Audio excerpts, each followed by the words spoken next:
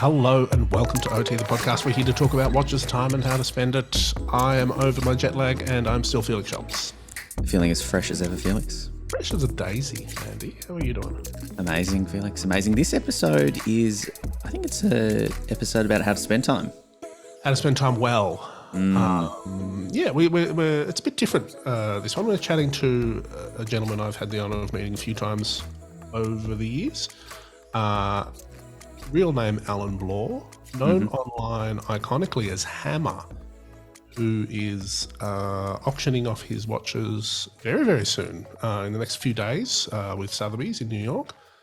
If you're not familiar with the name, he is the Panerai guy, Paneristi, like one of the OGs, and he's got quite an interesting life story, and, you know, he's auctioning off his watches.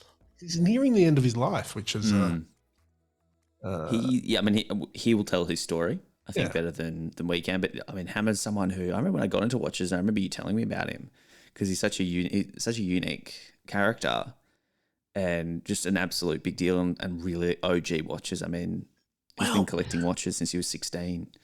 I think, for me, sort of he embodies that. You know, when Panerai, you talk about Panerai, all those limited editions in the community and all that sort of, it's because of him, largely.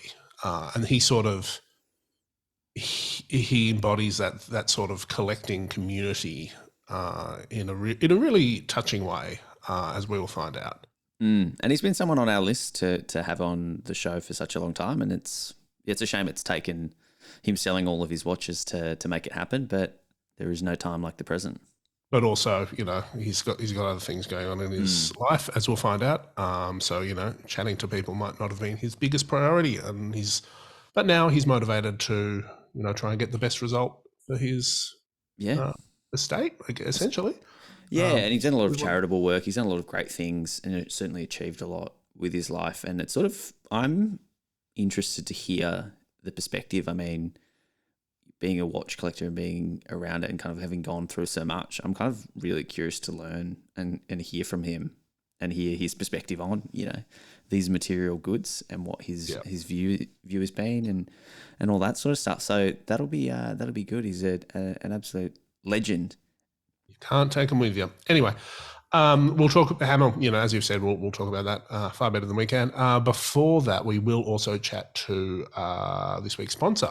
Zodiac is sponsoring the next few weeks of podcasts, which is wonderful. Welcome and aboard. Today we're going to talk to Mike Pearson, who's the International Brand... Director of Brand Development. Almost had it there. So we're going to have a quick chat to him about the brand. But before then, Andy... You've been getting into mods. Yes, not modding watches. I've been modding my detail setup. I've not really gone into... Is this your car? Is this cleaning? My car detailing. Yeah. Well, actually, no, I did install an intake on my car over the weekend. Okay. Have you cleaned it? I cleaned it. I gave it the weekly clean. I've been enjoying that. I haven't really talked too much about the level at which my car detailing has achieved, Felix, but it's been dramatic the last 12 months. I'm coming up to my 1-year anniversary. I don't even think I've shared with you, but I'm now on a German pressure washer. I've just upgraded that. Is it a brand I would recognise? Is it Festool? It's Kranzel. So it's right up there. It's a Kranzel, yeah. So I've gone Kranzel. Yep. I've upgraded the gun and lance system. Are you using Nergenfoil detergents? I have a shelf, a whole rack full of detergent, but I've just gotten on NV Car Care and Car Pro, couple of nice names. It's that bad that I actually have a trade account with the detail store that I shop at. Yeah, so I get trade pricing because I hit their threshold for spends. Oh dear, Andy. Yeah, I've got a quick question. In the spirit of speaking to Hammer in a bit and, you know, sort of being a bit philosophical about watches, this isn't about a clean car, is it, Andy? No. What's it about? You know, it ticks off a bit of my OCD, and it's nice me time. I can go out, I can wash the car. It's dirty when it starts, it's clean when it's finished. You get to try a whole bunch of different things and like tinker, and it's a hobby. It's a proper hobby. It's not like watches that have, you know, obviously become work. Yep. Yeah, it's become a job.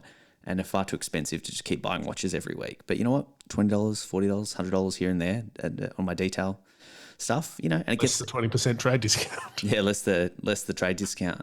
But so I've modded, you know, the guns, the attachments. I'm now modding like the hardware. So I'm putting quick change parts onto like the hoses and the guns just to save myself Sure. 13 seconds. Have you been cutting sponges into like the best shape to achieve? Oh, I don't use sponges, Felix. It's all microfibers. Oh. We range from 300 GSM all the way up to 1000 GSM. We've got waffle microfibers for the glass. We've got buffing microfibers. We've got microfiber wash. I like that you say we. We've got it's just me. I've got A stock microfiber. I've got B stock. Yeah. So once it doesn't last, once it's it's nearing the end of being category A, it then becomes category B, which is good for interiors. And the final place for the microfibers, I love your face right now, is the wheels. So it's I got a quick question. This is what I'm worried to ask. Mm-hmm. If Felix and Andy is to watches, mm-hmm. is there a Felix of your car cleaning? Oh yeah. There's an absolute. Who's car cleaning Felix? Oh, that would be my detailer probably. Like we call each other and talk about products. Yeah. So he started off as a detailer. We've got some Christmas plans in the works. It's become more than just a transactional relationship. We don't even have Christmas plans. We should do that. I was talking to my son about it. We should definitely have them over. But so we'll talk up about products. I'll share my thoughts on things that I've bought that he's not bought yet, vice versa. Yeah, like actual phone calls about interior cleaners. It is OC DC, the podcast company. You know what? There is that stuff out there, and it's far more, it's far deeper than I can possibly go. But yeah, there's people like Obsessed Garage and Ammo NYC that do those like first wash in like 40 years, which is also put them in the show notes, and I will link them up for people to we will obsess about, make some new friends. We will. It's a hobby. About in Discord. Do we need a cleaning channel in Discord? Probably. You know what? It's just nice to have a hobby that's not monetized yet. Yeah, agree. Andy, speaking of hobbies that are monetized, that's a terrible segue. It makes no sense whatsoever. But I started watching a Netflix series. Okay. Hot on the tail of Beckham. Mm-hmm. Robbie Williams. Yep. I'm at the point of my life, as are you, where our childhood is ripe for nostalgia. Mm-hmm. So this is a Netflix series where Robbie Williams, who has been video recording significantly for the last 30 years of his life, since take that like Handycam style. He hasn't watched any of the footage. He's now watching it. Like they've assembled edits, and he gets to go watch it. And he's watching it, and I'm fascinated by him, partially because he was so huge when I was growing up. But he's had a really interesting life. Phenomenon. I've seen him live. He was very good. Oh yeah. What year did you see him live? I would say it was 2018. Okay, so fairly recent. Yeah. He did like Rod Laver or something. He was a lot of middle-aged women really enjoying themselves. It was a good time. The crowd was just as good as he was. You reminded me though that because Pamela Anderson did a similar thing. She had all these home recordings, and her son basically kind of helped, and they got together and did a documentary around her, kind of watching old videos. And it is, I wonder if our potential kids will have that experience. I think about that with my photo album of 10,000. You know what I mean? Like that's what's going to happen with that again, tying into What about your son? If he was to ever sort of go through and search his name through your phone, does that just weird you out? Well, there's my phone's smart enough to like organize it all. No, I meant like messages and stuff. He could just theoretically go through and just see every time you've complained about him. Well, I don't really complain about my son too much. In case he's listening. In 30 years' time. Future son, you're the best son. The best. Also, here's another. Can I say my favourite piece of Pamela Anderson content is her home renovation show? Yep. I don't know if you're across that. Excellent work. But before we get onto the main act, Alan Bloore and his significant collection, and a genuinely significant collection of watches. Panerai Rolex. He's got a cool Royal Australian Navy, sub, which is very good. Oh, by the way, here's a little insight. I got the press release from Sotheby's in Dubai, and I was having breakfast at the time, and James Dowling, Mr. Rolex, was sort of at the table next to me. I'm like, oh wow, this has happened, and he's like, oh, Can you forward that to me? He's got a dial I want. So There you go. There you go. Well, he bought that sub from Jed McCormack. So did he indeed? Yes, Cool. it's Small he's world. tapped in. He's tapped into the scenes. But before we do that, Felix, you were going to say we have to get Mike Pearson. Yes, as we said at the start, Zodiac's International Director of Brand Development, on to talk about the history and heritage of this very cool brand. What a guy. Let's do it. Mike, it's lovely to chat to you again about Zodiac. First of all, Zodiac's obviously a name that's been around for a while. Can you tell us a little bit about the heritage of the brand? Sure. Well, it's an old name, and it's great to see you all as well. And thanks for chatting. But it's been around for 141 years. It was a family-owned brand for a century. And I think what a lot of our modern-day watch collectors know of are certain models, such as the Seawolf or the Astrographic. But a lot of what I'm doing now is retelling what the iconography of the brand was all about. Before the Seawolf in 1953, there was 70 years of innovation and 100 years of continuous family ownership up until the Quartz era. And so when you look at the heritage and the history of what we know in snippets, and I say we within the watch community, it's really quite special, the fact that when a lot of brands will go to a part of an era to get a certain aesthetic to build part of their collection out, Zodiac can go back to a certain page and pick out this type of movement or this type of aesthetic. But what I love that we're doing now, obviously people know us as colourful watches. They've seen a lot of the boldness we've got in our style. But you've also got that real genuine way that we're being designed. And we're going back to our aesthetic, our designs, our DNA. And even though it had I say arguably 30 years of a rocky patch with different ownership groups, it's never really gone away. So through good or for bad, it's meant something to the industry. It's obviously very, very small compared to what it used to be. But those dive era watches, especially the Seawolf, changed the game, not just for Zodiac, but for everybody. And that's kind of where we are today. Amazing. And you're obviously super passionate about watches, but also Zodiac, and it comes through. When do you think the golden era for Zodiac was, looking at the history books, that, the brand's most excited to kind of point to and start, doing more work with? That's a brilliant question. I think the 50s, if you look at when the Seawolf came out in 1953, that came out alongside Blancpain before Rolex did the Submariner. And every single big watch company, Swiss watch company, then added a dive watch in. What was cool about the Seawolf is that was very different to everything else. It was very robust. The case back was designed very differently. So it was 300 meters water resistance. It had a very, very different aesthetic with those triangular shark tooth hands and numerals. And not only was it trusted by the watch buying public, it got bought in, especially here in America where I live, by the US military.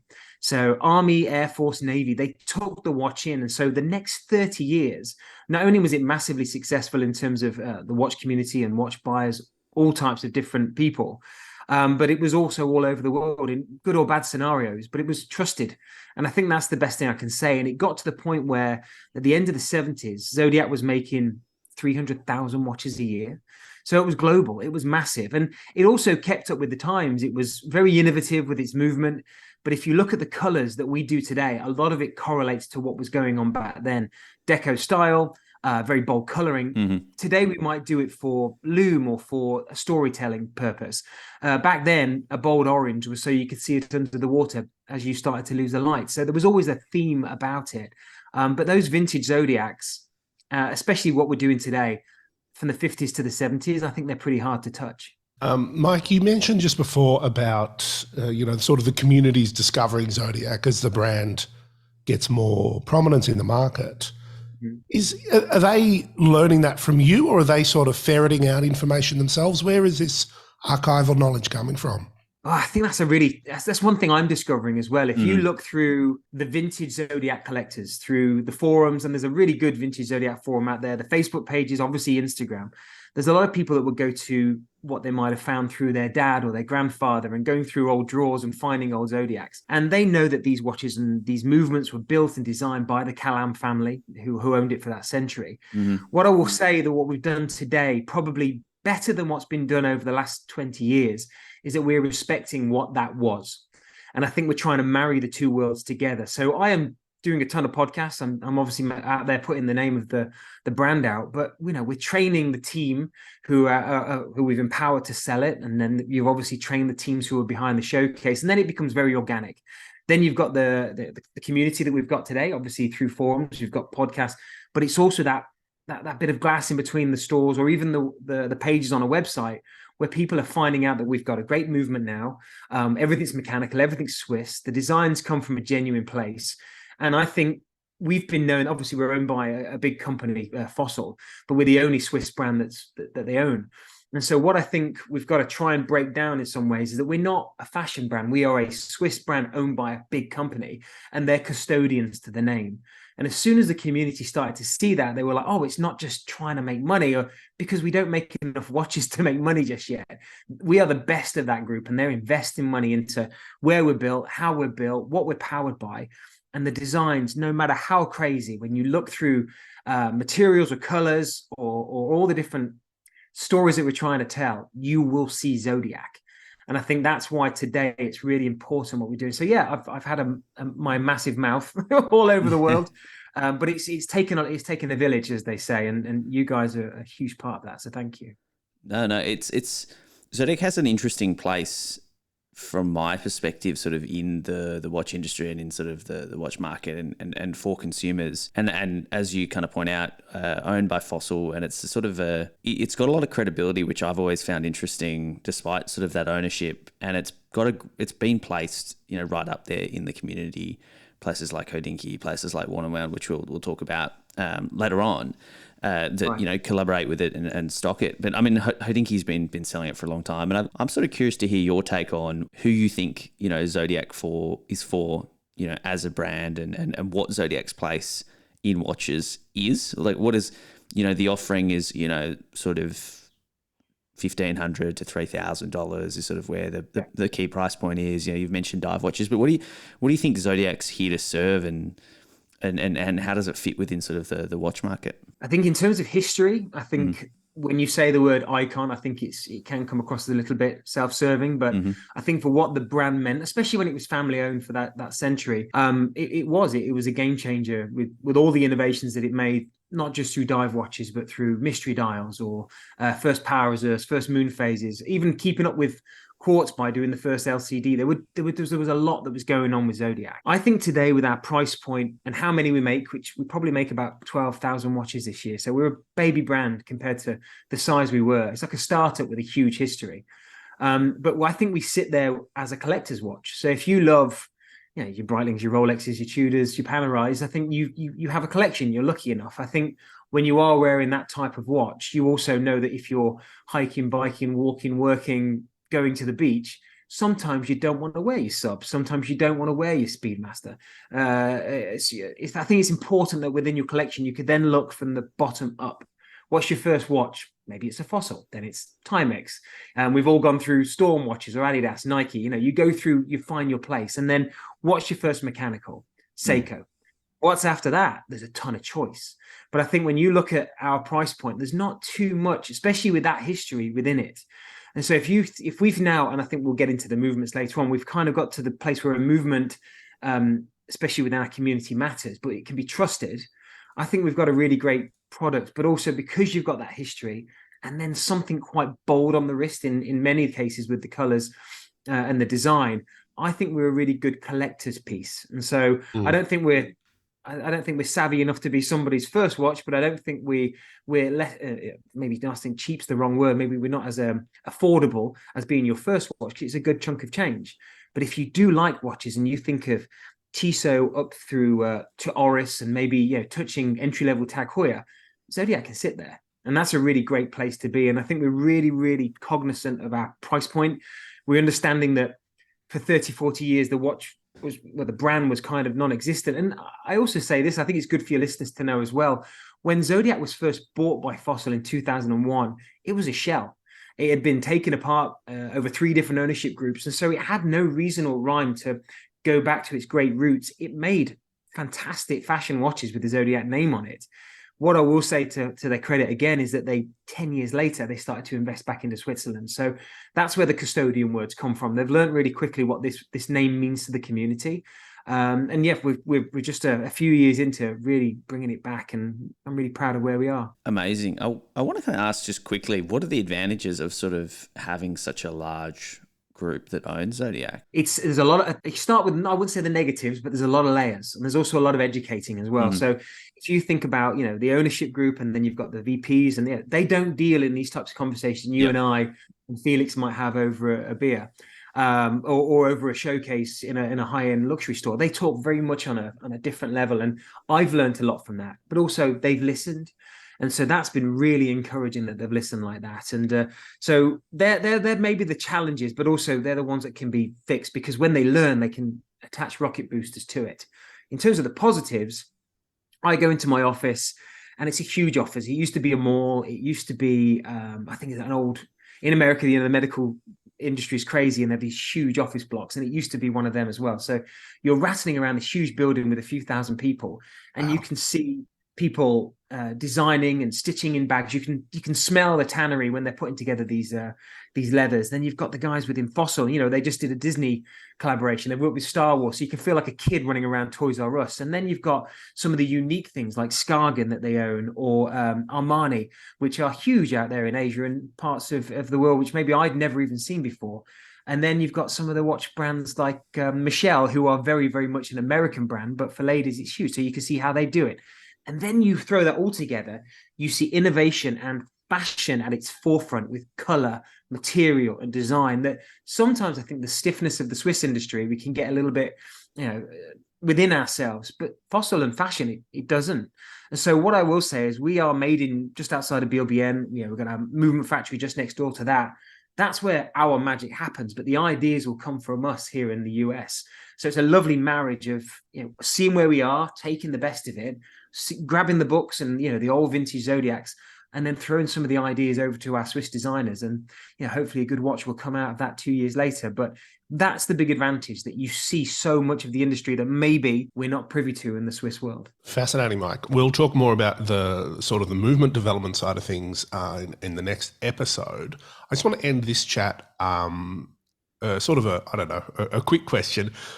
I'm sure you'll have a short one-word answer for it. What's one thing?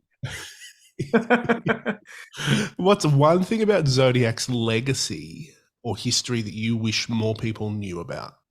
Probably would say the longevity of the family ownership. The Kalam family, they have nothing to do with it anymore since the 80s. But what they stood for and what they did is untouched. I mean, you look at the Rolex website and you look through Hans Wilsdorf and you think about the Cartier legacy and Breitling. This was up there, and that family was amazing. It wasn't just one man, it was a whole family. And so that's what I wish more people would learn about. And that's what we're trying to do. So great question. Thanks for asking that. That's awesome. Maybe we can, get your Google on with the Clam family and see what they're up to. Mike, great to chat to you about the history of Zodiac. Next episode, I'm going to talk about the future. Andy, that was Mike. To find out more about Zodiac, head to zodiacwatches.com. Or if you're in Australia, you can view the collection online at Time and Tide or in person in their Melbourne studio. We will throw all the required links in the show notes. You've been to the studio, Felix? I have. I saw the Zodiacs. They were there. They were proud. They were colourful. They were doing what Zodiacs do best. I love it. Well, it's exciting to have Zodiac on board. It's great to kind of be working with them. We've both got Zodiac watches, and they've been on the radar a long time. Speaking of radars, let's chat to the one and only Hammer. It's Hammer time. No. Andy, today's guest is many things. Sportsman, sailor, watch collector, rocker and a roller.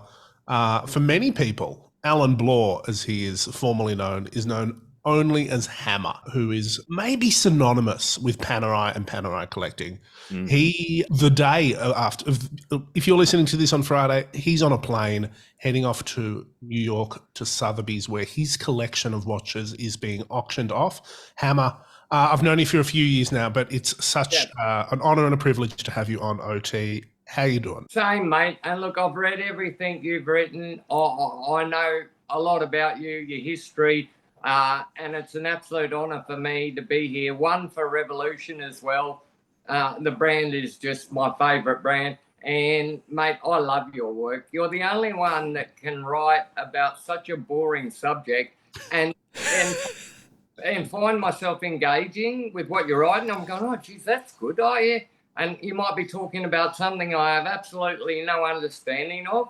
So it's an absolute pleasure to be here. And I'm very honoured to have the chance. So thank you to you both, Andy and Felix. It's an honour. Well, look, I think let's get the mutual hyping each other up out of the way. I hate you both. Well done. Hey, first question. You've chosen the name Hammer to represent yourself online. Two versions of this, two little icebreakers. Are you related to MC Hammer? And what's your favourite type of hammer?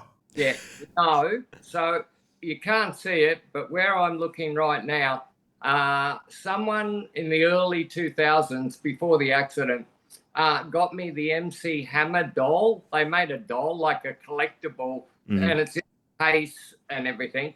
And so it's got MC Hammer and it's got him all dressed up. So he's sitting up there, and right next to him is another mate of mine brought me a 1-to-1 Thor's hammer. Like, I can barely lift the bugger of the thing. It's bloody heavy, but it's a true 1-to-1, and it was done, and I believe it was very expensive. And so I've got Thor's hammer, which is a pretty impressive hammer, and then right next to it I've got MC Hammer. But no, someone else actually gave me that nickname, funnily enough. It's about 30 odd years ago, 30 plus years ago. I think you're going to have to tell us how you got the nickname Hammer. Well, it could be worse. So this fella was going along, I was standing in a line, and, us Australians, we like to call it Schultzy. We like nicknames, And I'm standing in a line, and the bloke next to me on the left, the guy's like 6'4", and when you hear the name Rambo, close your eyes, imagine that at 6'4". He was a freak. And I'm like, standing there going, huh? And then the other guy next to me, a little bit shorter than me, had a bit of, maybe a light blonde, bit of gingery. So a guy comes along and goes, right on, here's your name, boom, boom, boom. So he looks at the guy to the left and he goes, oh, Jesus, you're Rambo. And I'm thinking, that's not too bad, And he looked at me and he said, Christ, how many times have you been hit in the head?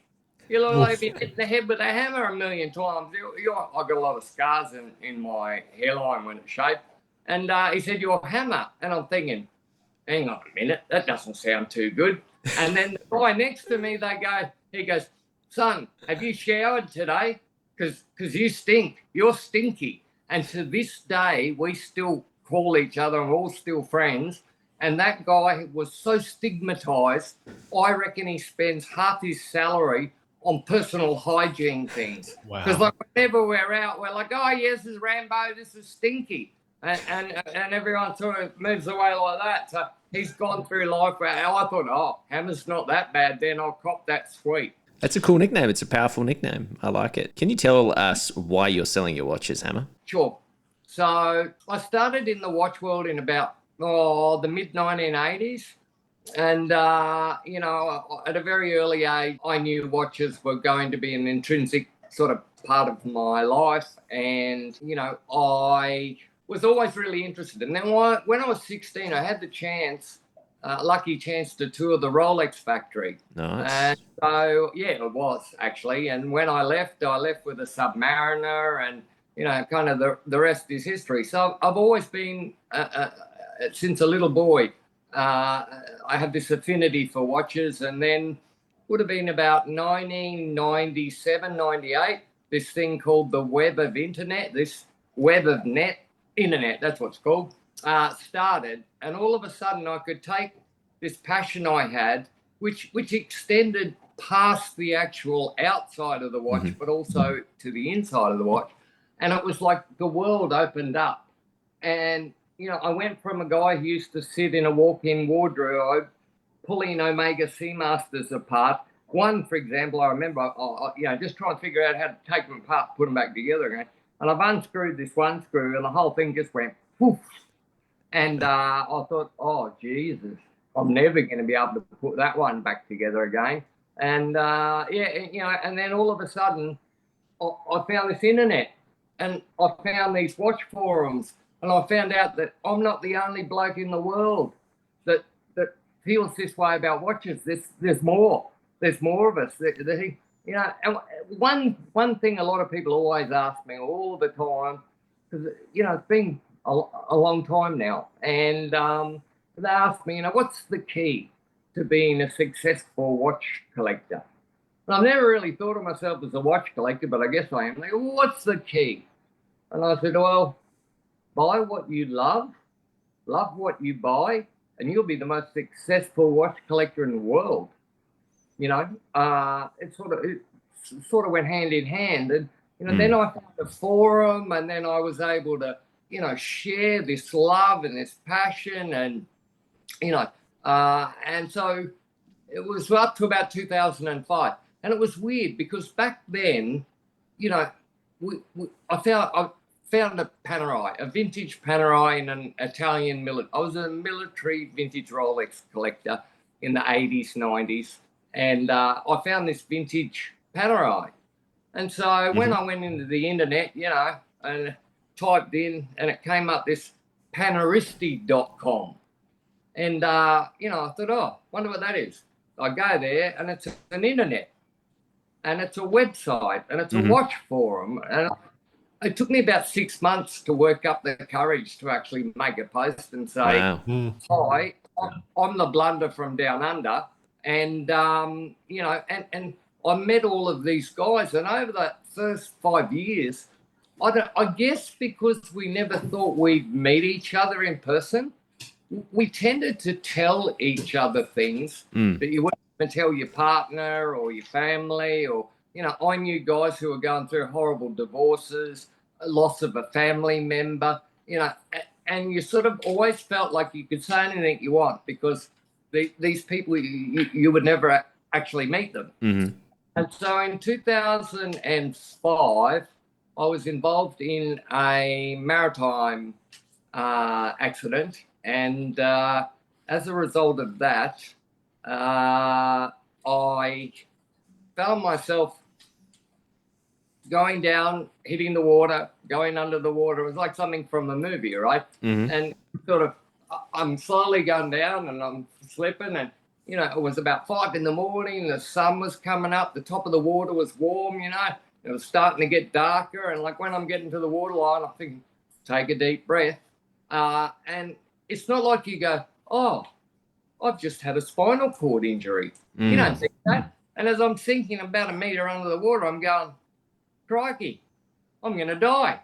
And I just kept thinking, can't die today. I'm busy. I've got to take my son here. My daughter was only 4 months old. I've got this thing. Today's just the wrong day to die. It's a bad day to die. And luckily, a couple of divers, when they got me, and they slowly float me to the surface. And I'm thinking, don't like go slow, guys. Like I've got no oxygen.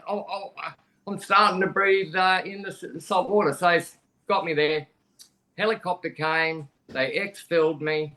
And so at that point in time, I knew I'd done something. I heard a lot of noises and cracks and things when I went overboard. And, you know, that started this, well, it started the life that I'd worked so hard for and absolutely loved.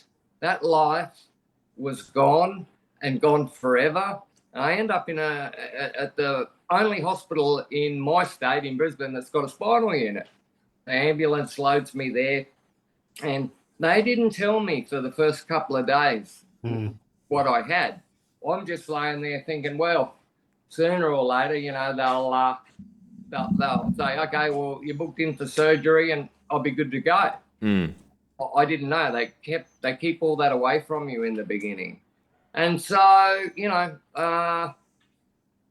at the first, you know, okay, well, we've booked your surgery for Friday.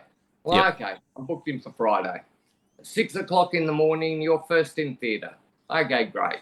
So the night before, they come around with like this indemnity thing you've got to sign, which admits to the fact you accept that if you die, that's life and you're not going to sue them. You know, and so the doctor was saying to me, have you got your affairs in order? And I'm like, what does that even mean? You know, I was 10 foot tall and bulletproof, and now all of a sudden I couldn't move. Like, I'm paralysed from the armpits down. I can use one arm or the other, but if I try to use them both together, I just fall straight on the ground.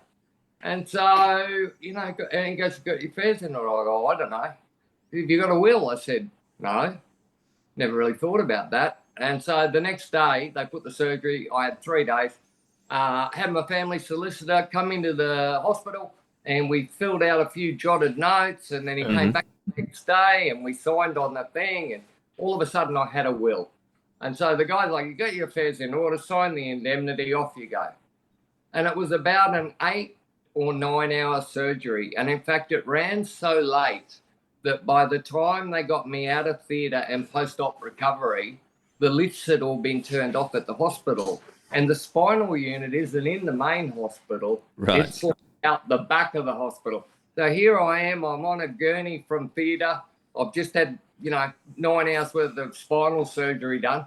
And they had to take me down the road in front of the hospital, down onto the bottom of the road, turn me around, then push me up the other side and make another right-hand turn. And I'm in the gurney going like this can't be real good for the surgery. And then I get to the spinal unit, I go in, and I started getting quite unwell. That's a term the doctors love to use, unwell. And that was probably day 4. I started getting really, really sick, and that's when they said, "Look, we've got some bad news for you." I'm like, "Okay, we're going to need to repeat the surgery because you've got staph. You've got staph in the wound." I'm thinking, don't remember asking for that. So, we're going to have to take you in this Friday and cut out all the necrotic tissue and cut the margins. And I'm like, okay, another lot of indemnity, affairs in order, yeah. And then I go and I have that surgery. And there's a marker in the blood. It's called CRP. It stands for C-reactive protein. And it's kind of like a speedometer for how much infection is in your body. You two strapping young fellas, you probably might have a CRP of 10 or something. At this point, I think I was 300 and something. Wow. So I go in, I have the next surgery, and they cut up. The scar is horrific. I used to wear singlets, and kids, as I'd roll past, would turn, look at the scar and start crying. Like, They had to cut so much flesh. I don't even know how they got it to. Anyway, so great. I'm there, but I'm getting sicker, and I'm getting sicker, and I'm thinking, that's not good, and my CRP's going up. And that's when they come about 3 days later and say, "Well, we got some bad news for you." Okay. The staph has now made its way, and it's into the bone. So we're going to have to take you back to theatre Friday, and we have to cut out the margins again, and we're going to have to do some work on the bones and try and remove the infection. Okay, great. So, all right, sign the indemnity again, off I go. And I have the surgery, same thing. At least now they've learnt to not turn the lids off after 10 o'clock. Yeah, that's a positive, yeah. Pretty handy. And so, okay, off I go, and I come back, and now I'm getting even sicker. My CRP was well over 420, I think. My dog is in front of me demanding to go past. And so now I'm starting to get that sick that I'm thinking, this can't be good. So they bring me, and I go, "Okay, you're going in on Thursday." They bring me the indemnity, and the indemnity, compared to the others, was like 4 times thicker. And that was when the doctor said to me, "Mate, you've got a really, really poor chance of surviving this surgery. But if we don't do it, you won't last another day." And he said, "When you see your family tonight, you might just want to just take a moment with each of you." My daughter's 4 months old. What am I going to say to her that she's going to know? But, try and take the memory, because there's a really good chance, you won't survive it. So, okay, you got your affairs in order? Yeah, I got a will. And sign off on that. And wouldn't you know it, the stuff had made its way into the dura, which is the sheath of the spinal cord. and now I was pretty much doomed. I went in for the last surgery, and they had to open the spinal cord, and there was a lot of damage. And so my cord is actually cut in half just below the neck, and there's a gap of about probably, I don't know, 50 centimeters. Oh, what is it? Maybe 4 or 5 vertebrae. It's stitched at the bottom and stitched at the top, and there's just all rods holding me up. So I had the accident, and then I finally learnt the reality. But the night before that surgery, the only reason that I'm so sick, when you're at 440 CRP, you're sick. And I knew it, and I could feel it. And so when my family came in that night, like they're the only thing I'm fighting to stay alive for. And so when it came time to go, I'm watching the things that are my whole world walking out of the room. And I'm thinking, I might never see you guys again. And that was pretty rugged, and so needless to say, I didn't sleep real well that night. Eventually, luckily, I made it through. You can't kill weeds. You can poison them. You can chop them off. You can whack them with a weed whacker. You can dump concrete on them. But at the end of the day, they always find a way to surface, even if it's just to piss everyone off. So I survived. And I was content with what I'd learned from... Now, during the year I spent in the spinal unit learning how to live again as 2 arms and a head, there were some pretty bad moments. But you know what? I had a laptop and I had Paneristi.com. And so when things were just so bad, it didn't matter what time of the day or night it was, I could always log in and find love, find support, find happiness, That website and the members, it grew. At one point, it was by far the biggest singular brand watch forum in the world. And so, they all started doing fundraising to get me to a rehab program. I think there were 3 that were on the next flight over. At my bedside, literally 3 weeks after I've had the accident. And so whenever things got bad, I'd go to this website, I'd find these guys, and what would we talk about?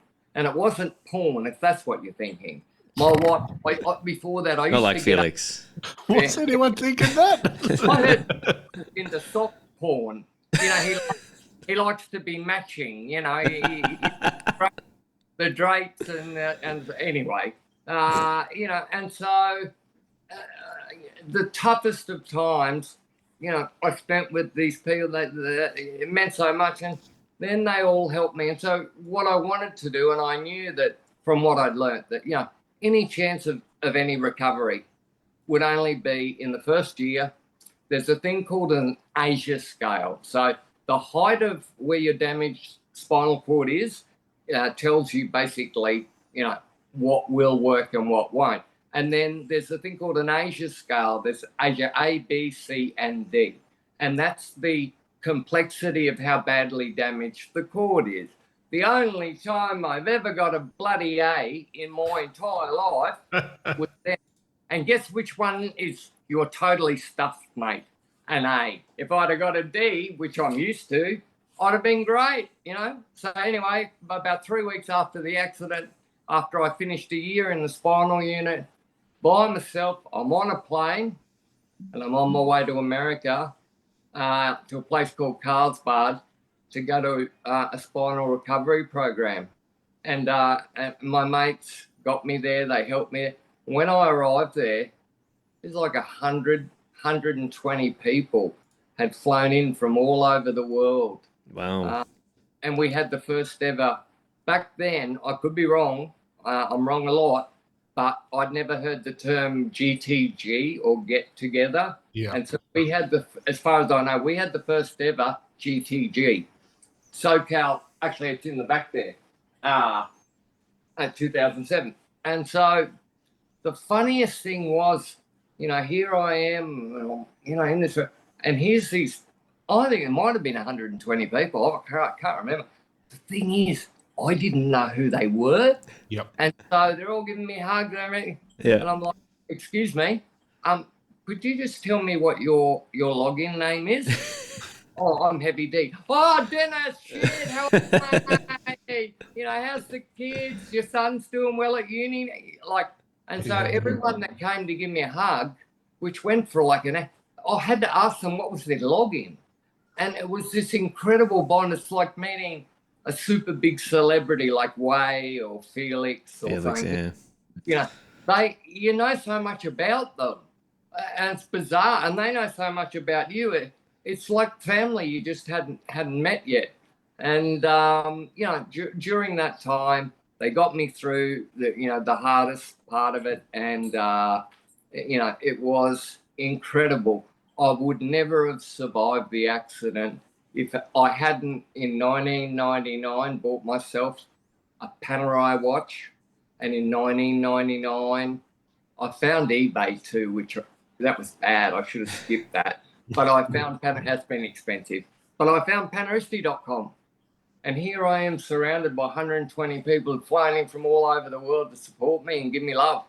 I mean, you can't buy that. And you'd be an idiot if you try. There we go. And, you know, everything was going pretty well. I went and I traveled I promised my family that no matter what, anything they wanted to do, I would find a way to do it. Yeah. It might take me a bit longer, might have to think about, but I won't hold them back from anything. So I went to get-togethers and P-days all over the world. I went around the world twice.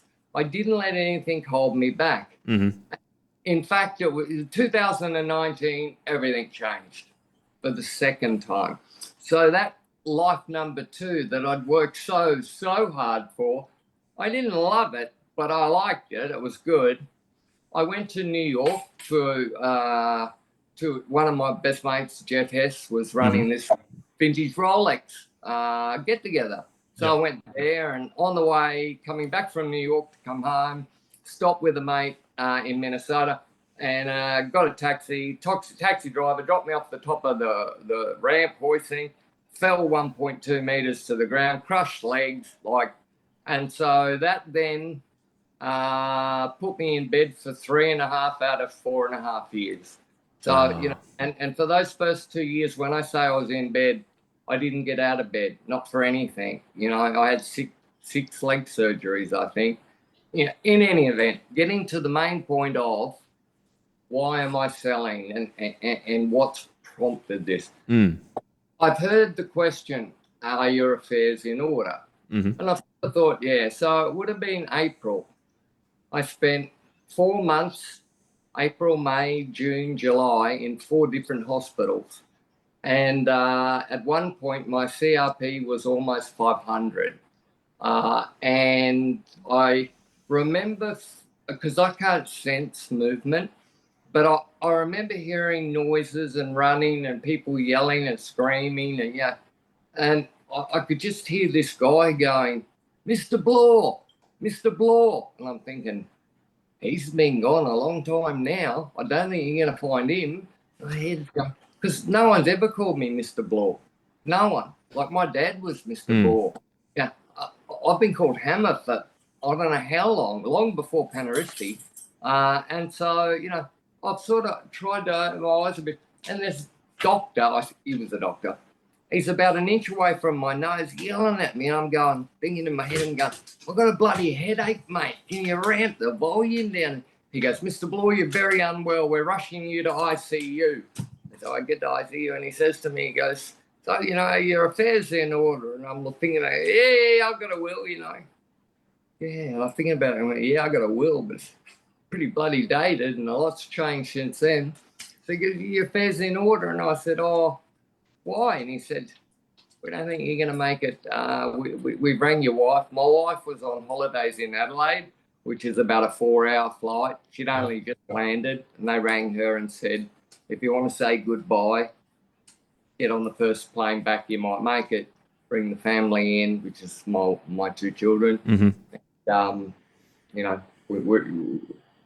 what they told her was a little bit different to what they told me, but, you know, they didn't expect me to make it. Hmm. And so, like the weed I am, right?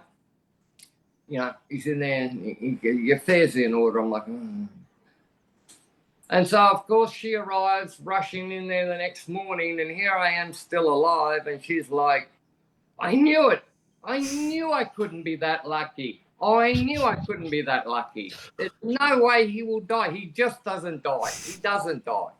And so, you know, while I was there and knowing that I spent the next 3 months in hospital, different hospitals, in the last hospital, it happened again. Are your affairs in order? Yeah. And I was ready to finally discharge, right? And normally, before you're allowed to discharge from the hospital, the thing you wait for, you can be ready to go at 9 o'clock with your bags. But what you always end up waiting for is pharmacy, because they do all your medicines and that, and they're always, they got to get the meds. And anyway, pharmacy came quite early. So it's like 12 o'clock. Oh, you're not allowed to discharge yet. And I'm going, oh, excuse me, but what? Excuse me, I get part of the spinal injury is my mouth doesn't produce. Anyway, you're not allowed to discharge until you've seen Dr. Mahut. He's the infectious disease. And I'm going, what if I wait a minute? So he comes in about 1:30, 2 o'clock, and he sits down. He goes, I want to have a serious talk with you. And I said, pretty hard to do with me, mate. I don't take too much seriously. He said, you've really got to think about putting your affairs in order, because this is the second time this has happened in 3 years, and we've only got 2 tricks that we can use. I was having antibiotic bags mixed up at the university to their formula. He goes, we've kind of used all our little magic tricks up. The next time this happens, you will probably die. You really need to think about getting your affairs in order. So I thought, all right. And I took that pretty serious given the nature of it. I thought, okay, all right. So, you know, I'm thinking. The first thing is a will. Okay, got to do a will. Then you have to come up with, you know, an estate. Okay. Then you got to come up with what projects are you involved with that you need to finish. And, you know, obviously, the next time someone asked me that question, I wanted to say, yep, absolutely. So, you know, I thought I'm writing there, you know, starting with a will. So I sketched a will out in my mind. I'm thinking about estate, and you know, I've never ever thought about my watches as being assets. Yeah.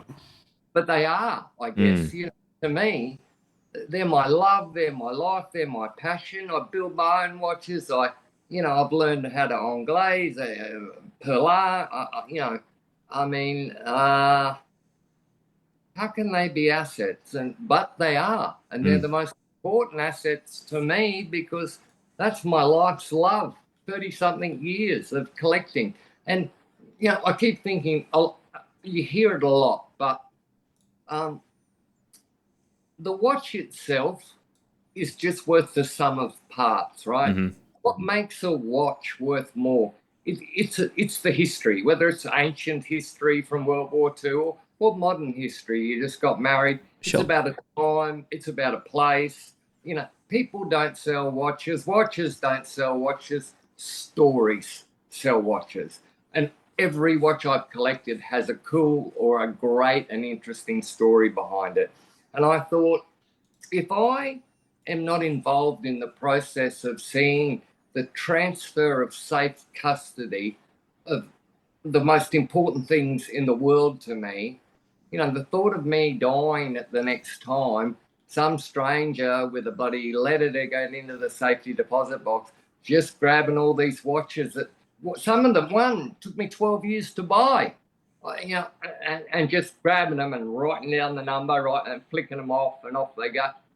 I wasn't going to have some complete stranger fondling my most precious things. I wanted to be involved in that. You know, I wanted to be able to see the safe custody. And so, knowing that the last time I went to New York, I spent nearly 4 years in bed. As a result, I'm going back to New York. I'm going to be there. The auction is December the 7th. And then I'm getting there a couple of days early. We're having a big event at the Panerai boutique, and so I want to be in the room. What people don't know is they're going to get a little card from me, thanking them for buying the particular watch, which will be on there, and giving them a way to get in touch with me so I can tell them the story behind the watch they bought. So I wanted to be in the room. I didn't want to just grab them. I wanted to be there. I wanted to and I wanted to then be in the room and try and meet as many people as I could. Seeing safe custody and seeing them land on like really well-credentialed wrists, that meant more to me than any assets or money. So I had, there were 5 things I needed to do to be able to say, yes, my affairs are in order. One's been going on for 4 years and 2 months. I finished that last month. One's been going on for 3.5 years. I finished that last month. This part is, and I can't finish the will because I can't finish the estate because that's pending the auction. And then that'll be done. And then the last one gets done in January. And so my goal is, by the end of January, if someone asks me the next one, are your affairs in order, for the first time in my life, I'm going to say, yes, sir, absolutely. And I just, it was too important to me to let someone else do that. I wanted to do that. And here's the funniest bloody thing. When they came, Sotheby's came to collect all the watches, guess where I am? In ICU again. And they had permission to get everything. I sort of told them where things were. I didn't see them. And so they took every watch I had. There were a few I was planning to keep, like at least 1 or 2 to tell the time. They took them all. If it wasn't for hiding a couple of watches in my bed, I'd have a bare wrist. I had to go into my authorised dealer Hourglass and buy a cheap Panerai so I had a bloody watch. First time in a quarter of a century I haven't had a Panerai. Wow. And, so anyway, they took the watches and, that's for me the single most important. And there will be nothing in my life that will have been more important than being able to see them go in a loving way, in a safe way, and to people who will see them as more than just the sum of parts, but to see them and to look after them for the next generation. That's obviously I think your experience is both universal and extreme. Like you've had to confront your mortality far more consciously than other people, and you've had to think about it so much more actively. Yes. Was it hard giving these things up, or is it okay? While they're still stories and very precious to you, are they just things? Why am I surprised you of all people picked that question? I would have spent 2 years wondering that. That was the most incredible question ever. Thanks, Could mate. I do it? Was I ready to do it? Would I cope with it? When it comes, try writing 65 lot descriptions. Oh, you bloody wrote them, did you? Well, I want the stories to be told. I don't want to buy the watch because it's a model this, and this. And so, it took, I was lucky. One of my best mates, we met on Paneristi in 2007, Jeff Hess. Yeah. He's the head of Sotheby's to the Americas now.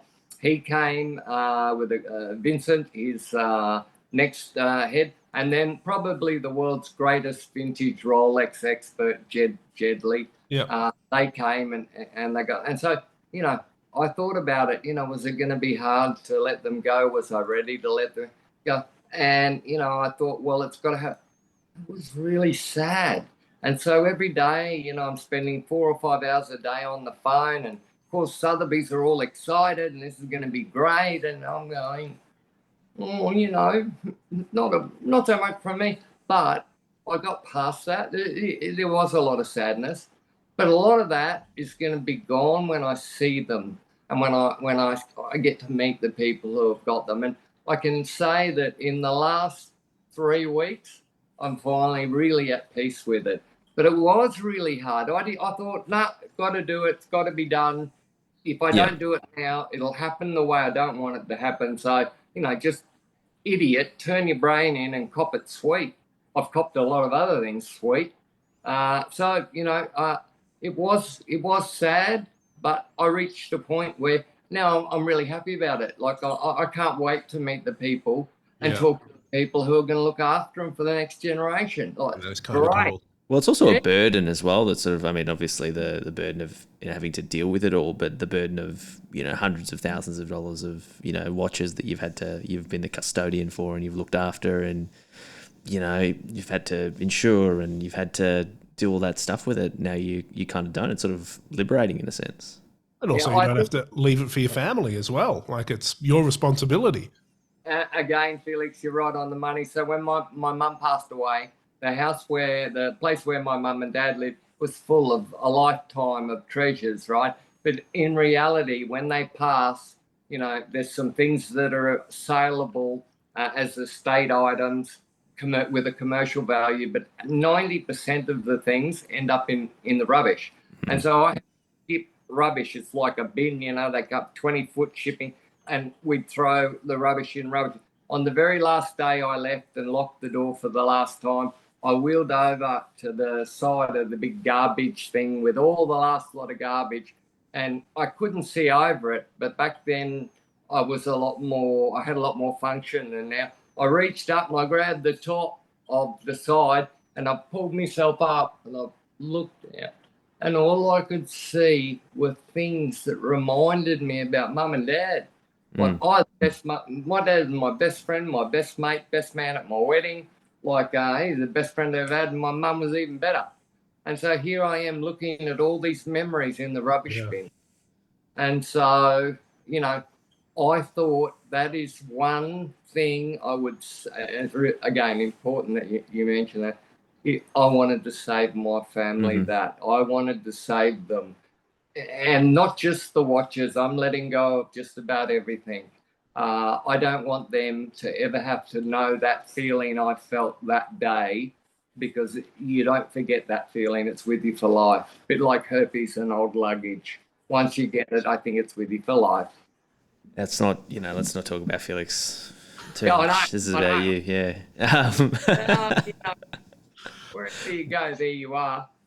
So I think if I can take anything away from your story and situation, Hammer, it's it's not really been about the watches. It's been about the people you met along the way. The journey. It's the journey to get here, and I mean it has to end one way or the other. What advice, kind of, you've had an extraordinary life and you still do, but what advice do you have for your younger self? What do you wish you could go back and tell yourself about your life? Well, I had a pretty amazing life before the accident. I did a lot of crazy things, bull riding in rodeo. I did a lot of things. And it's funny, like when you really come to terms and you're not afraid of death, when you lose the fear of death, life becomes very different. And I've reached that point well and truly now. Things that you used to think were really important just aren't anymore. Yep. But things that you just took for granted become the most meaningful of all. And so, I think the journey and what you learn, and that's the purpose of life. And we hopefully pass on to our children, the next generation, and try and give them what we've learned, and hope that they can help in some way to make the world a little bit better place. So, would I do it again? Would I do all the crazy activities? I did 30 years of martial arts. I fought in the ring. I did everything I deserved to do to get a spinal cord injury. Only when the accident happened, it wasn't my fault. I had no idea. Someone did something behind me. I didn't even see it coming. You couldn't do it again if you try. You couldn't set it up. It was a 1 in a million thing. And that was a bit hard to cope with in the beginning, because the guy,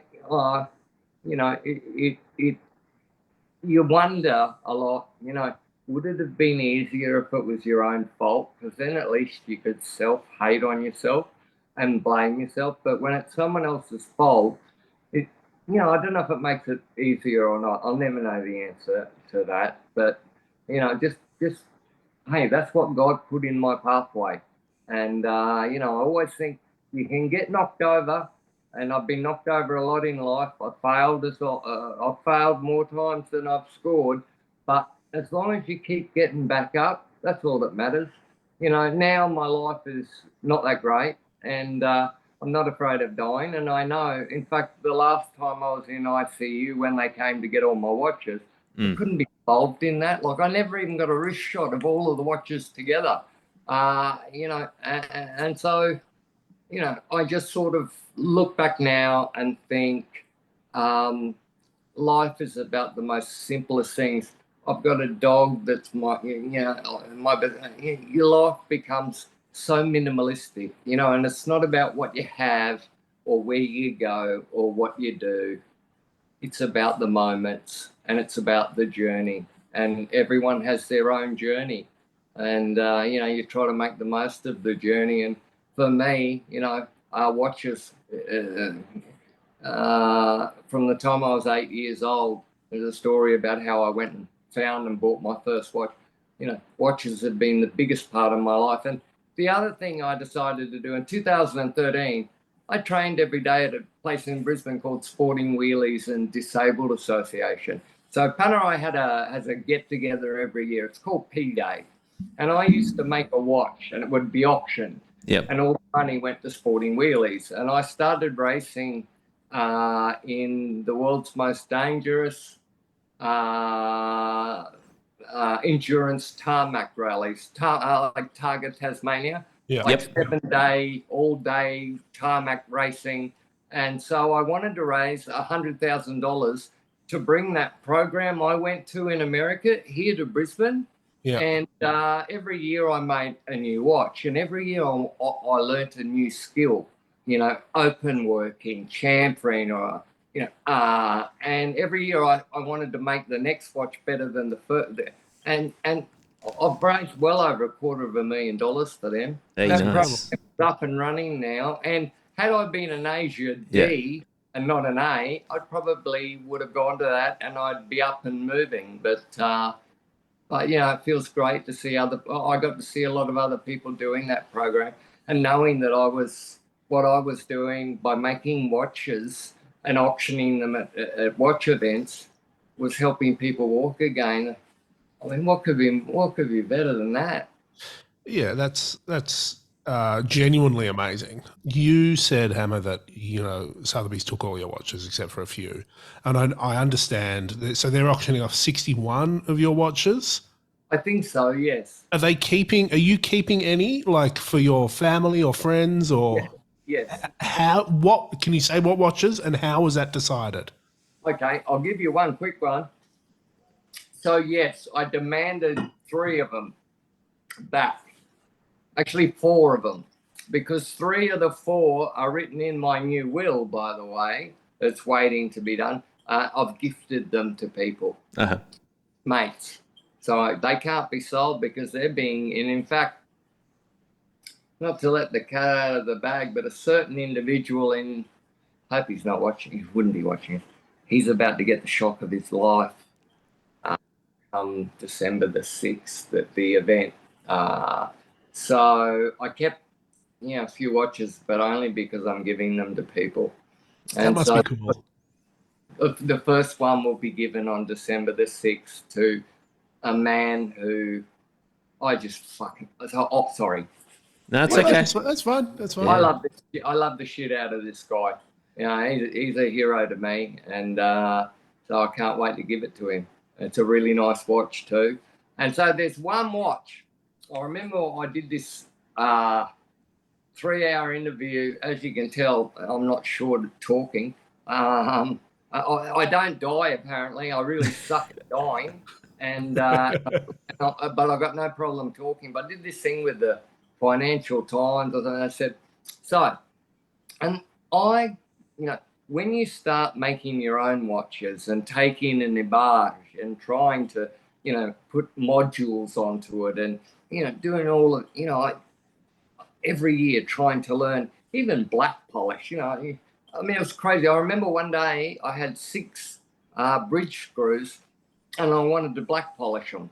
And I spent all day, I bought all the old vintage tools, no modern stuff, you know, all by hand, and I got them to the final stage, and my wife had the family, had a few family friends over, and you know, I've come out and I've got bloody dirt and muck all over my hands, and in my hand is, I think there was 6 or 8 these tiny little screws. So you know, I don't know the pitch, but 0.7 of them, they were small.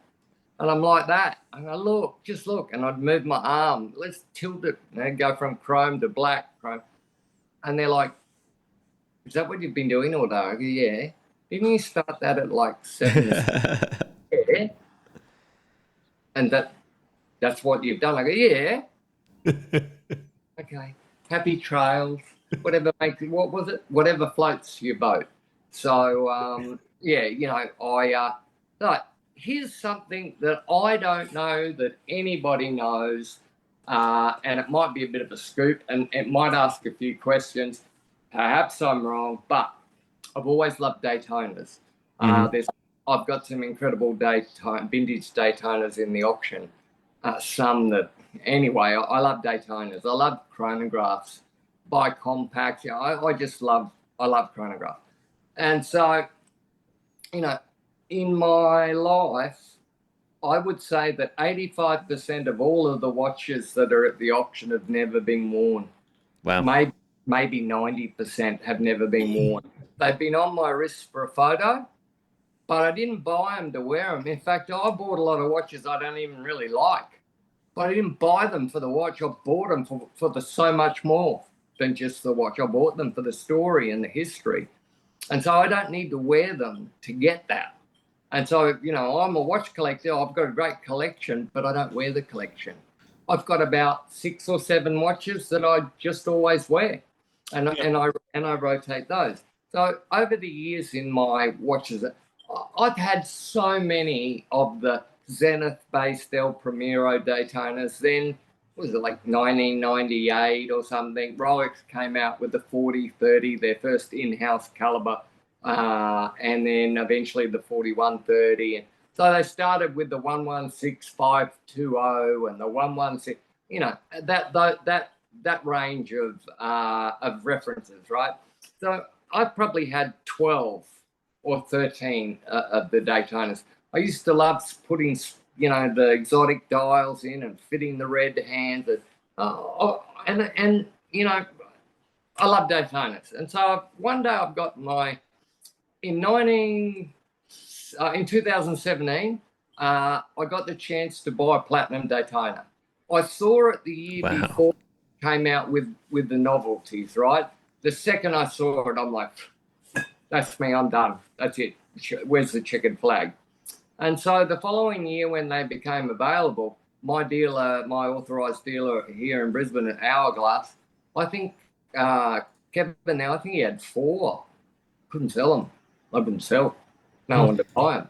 And as you know today, and mine is even more special because it's got the glacier dial. Yes, very rare. No caramel.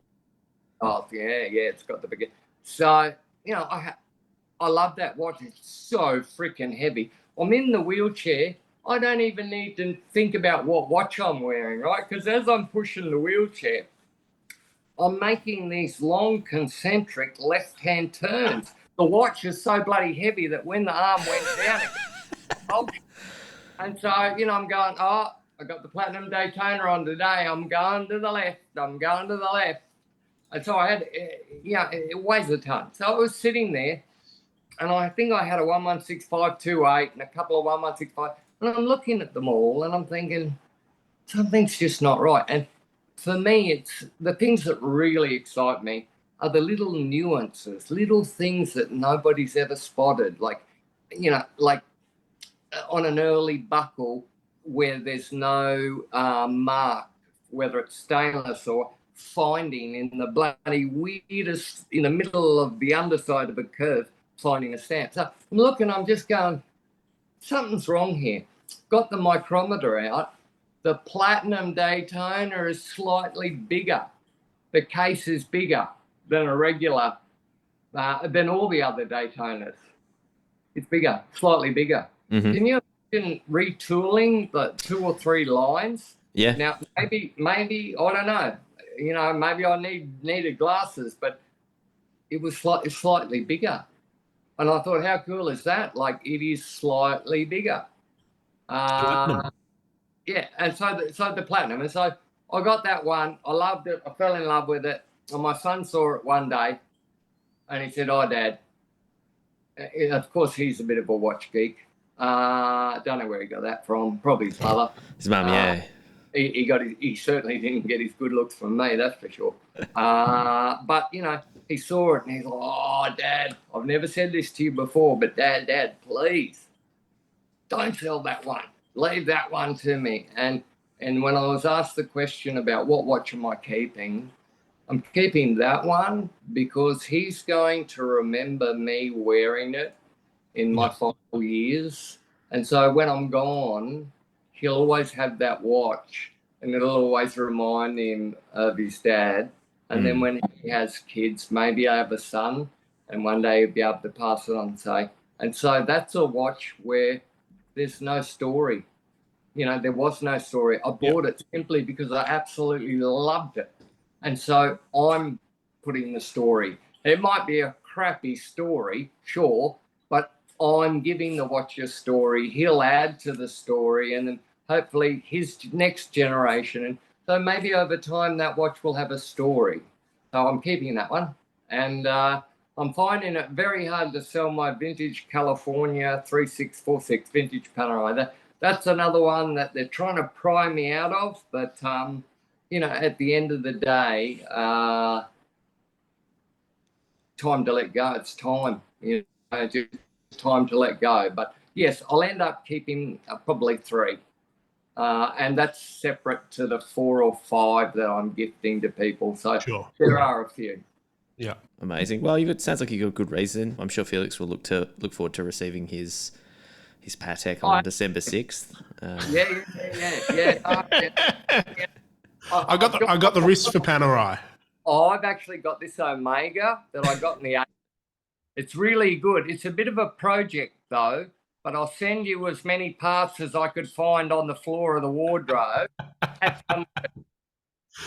No, I think what Felix is, his dream watch is the Gerard Perregaux. Is it the Chrono Hawk? Oh, mate, yeah. Look. No, honestly, you've got an incredible collection, and it's like you said, like some of the banner ones are. There's that Royal Navy, Royal Australian Navy, you know, clearance diver watch that's got all the trimmings. Yeah, first mill sub, it was made in 1 year, and that was like 15 years before they came out with the 5517. You know, there's some pretty amazing pieces. There's some genuinely significant watches, not just Panerai. Like, obviously, you know, your Panerai and synonymous. And I really hope for everything involved that, you know, these Panerais are hyped to high heaven because, you know, that's what it's all about. We'll link up the notes, you know, where you know, the auction are. Some of them I think are being sold online, but the bulk of them are in New York. I'll just that all up to Jeff. You know, we've been mates for so long now, and you know, if he knows, he'll know what to do. But yeah, some are going online. You know, I didn't want to just put in pieces that were going to be super expensive. I want my mates to be able to, you know, maybe get themselves something to remember our time with, because you know, 25 years or so, I've been connected. And along the journey, the best part of the journey is the mateships I've made through the watches. You know, even to this day, I spoke to 4 people this morning on the phone, and they're all people I met in 2000 or 2001 on Paneristi.com. Wow. They're all coming to New York to meet me, and they go, "Oh, wild." And so the greatest gift that the watches ever gave me was the mates that I met along the way. Can you imagine that Southern Cal get together? I got a picture over there, and just all these people. I didn't know who anyone was because no one put photos of themselves up, and you know. You probably recognise the watches before the people. There was one guy who was a Kiwi. You got to watch them buggers. You know, they sneak in with the rest of us. He's from the land where men are men and sheep are nervous. Can I say that? Look, I think you're treading a fine line there, but I was going to say, yeah, we've got a saying here. Like, we've got to talk to you, but I don't think we will. The saying is the brands don't love you back. Like it's easy to be, in the limelight of the brand while you're sort of helping them out, but they can easily forget about you. I don't think you can say the same about the community and the people that that you meet along the way. So that's incredible. That you've still got those really dear friends 20 years on. I mean, I've only met you a handful of times, but I'm so glad we can talk now and have this opportunity to sort of help promote your auction. Oh, great. I mean, at the end of the day, I can tell you a big chunk of whatever we raise is going to find its way to the sporting wheelies and disabled. So if anybody can find it in their heart to buy something, not only will I be happy to talk to you and tell you the story behind it, know that you're going to be helping a lot of people, some of which saving them a life in a wheelchair. Yeah, that's very important to me, that foundation I set up.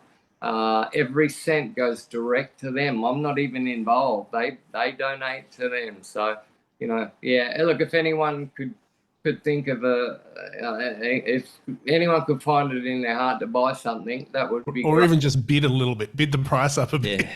I don't know a lot about auctions, only eBay.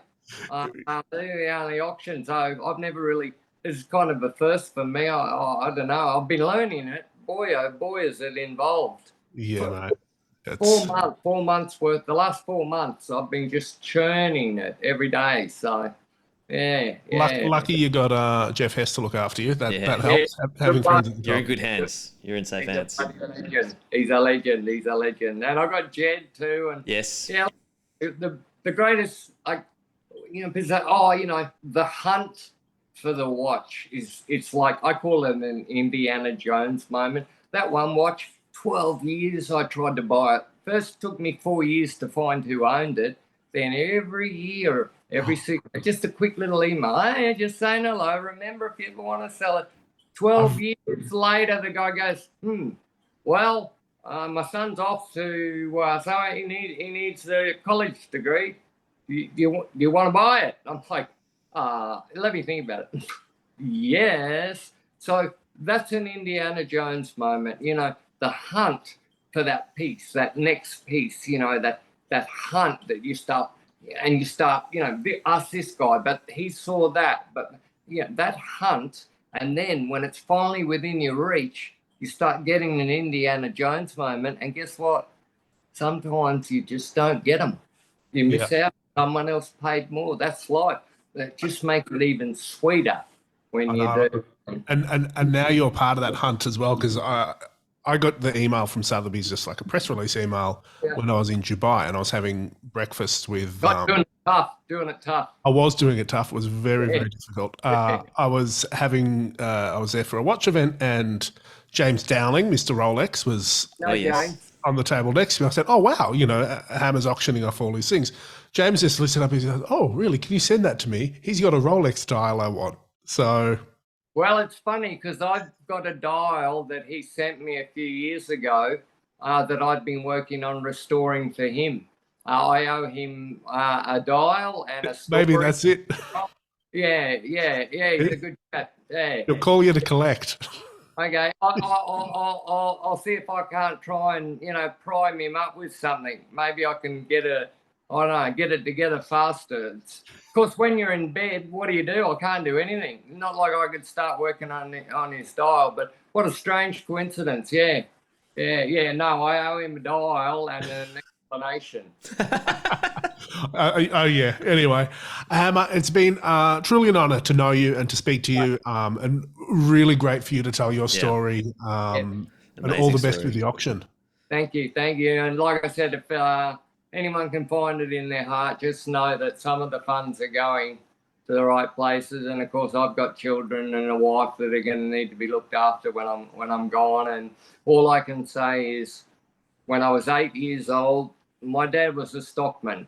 And so I grew up in the country, and he used to call it his tool. My mum would say, come home, be home by 5 o'clock. And I'm like, 8 years old, how am I going to know when it's 5 o'clock? Like, you get used to where the sun is, and And my dad always had this thing on his wrist that could tell the time, and I was besotted with it. I just thought, how cool is that?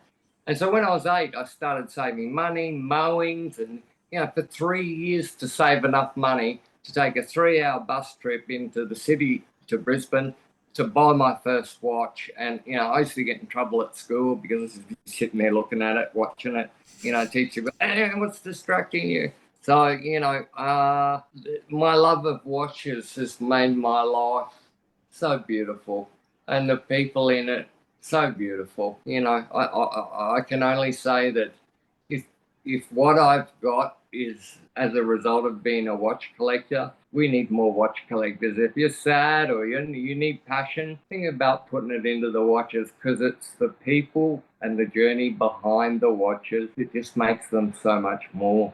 Yep. Outstanding. Thanks, Hammer. It's so nice of Hammer to come on and have a chat with us.